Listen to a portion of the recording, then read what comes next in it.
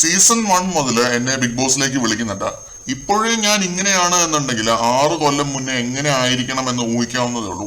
ഞാൻ ഇങ്ങനെയുള്ള ഒരാളാണ്, സൈലന്റ് ആയിട്ടുള്ള ഒരാളാണ്. വലിയ പ്രശ്നങ്ങൾ തരണം ചെയ്യാനൊന്നും എന്നെ കൊണ്ട് ഇപ്പോഴും പറ്റില്ല. ഒരു വലിയ കാലയളവിൽ ഞാൻ ഡിപ്രഷൻ അനുഭവിച്ചിട്ടുണ്ട്. അതുകൊണ്ട് ചെറിയ പ്രശ്നങ്ങൾ വരുമ്പോൾ നിങ്ങൾ ഡിപ്രഷൻ എന്ന് പറയുന്നത് ശരിയല്ല. അങ്ങനെ ആരും പറയരുത്. കാരണം ഒരുപാട് കാലം നീണ്ടു നിൽക്കുന്ന ഒരു അവസ്ഥയാണ് ഡിപ്രഷൻ. എനിക്കിവിടെ ഓരോ ദിവസവും ഒരു ഹിമാലയൻ ടാസ്ക് ആണ്. ഇവിടെ എനിക്ക് നിൽക്കാൻ നല്ല പാട് ഞാൻ പെടുന്നുണ്ട്. പിന്നെ റോങ് ആയിട്ടുള്ള മെസ്സേജുകൾ പരമാവധി കൊടുക്കാതിരിക്കുക.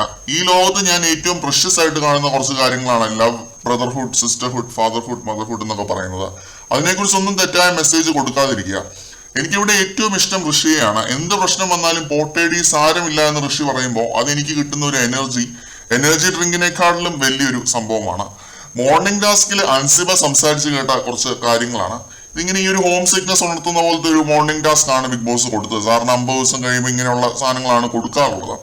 അപ്പോൾ ബിഗ് ബോസ് മലയാളം സീസൺ 6 നിലവിൽ ഏറ്റവും റിയൽ ആയിട്ട്, ഒറിജിനൽ ആയിട്ട് നിൽക്കുന്ന ഒരു ഫീമെയിൽ കണ്ടസ്റ്റന്റ് ആരാണെന്ന് ചോദിച്ചാൽ എനിക്കൊരു ഒറ്റ ഉത്തരവേ ഉള്ളൂ, അൻസിബ.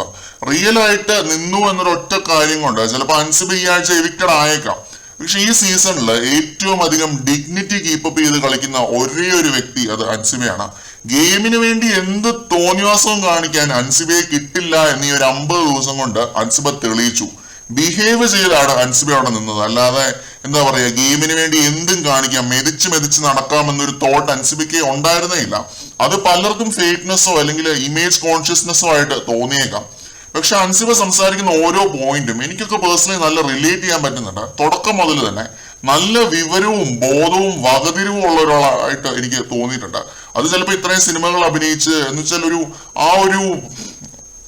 സ്റ്റാർഡം കണ്ടിട്ടുള്ള ഒരാളായോണ്ടായിരിക്കും ചിലപ്പോൾ. ജാസ്മിന്റെയും റസ്മിന്റെയും നോറയുടെയും ഒക്കെ സ്ട്രെയിറ്റ് ഓപ്പോസിറ്റ് ക്യാരക്ടറാണ്.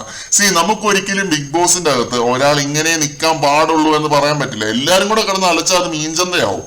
ഓരോരുത്തരും ഓരോ ക്യാരക്ടറാണ്, ഡിഫറെന്റ് ആണ്. Ansiba is build different. അത് പുള്ളിക്കാരുടെ കുഴപ്പമേ അല്ല. ഇനിയിപ്പോ ഡിഫറെന്റ് ആയതിന്റെ പേരിൽ ഔട്ട് ആയാലും കുഴപ്പമില്ല എന്നൊരു സ്റ്റാൻഡാണ് അൻസിബയ്ക്ക് ഉള്ളത്. അത് നമ്മൾ അപ്രിഷിയേറ്റ് ചെയ്തേ പറ്റത്തുള്ളൂ. ഫാമിലിയെ കുറിച്ചും പിന്നെ പുറത്തെ ലൈഫിനെ കുറിച്ചും ഒക്കെ പറയുക മാത്രമല്ല അൻസിബ ചെയ്യുന്നത്.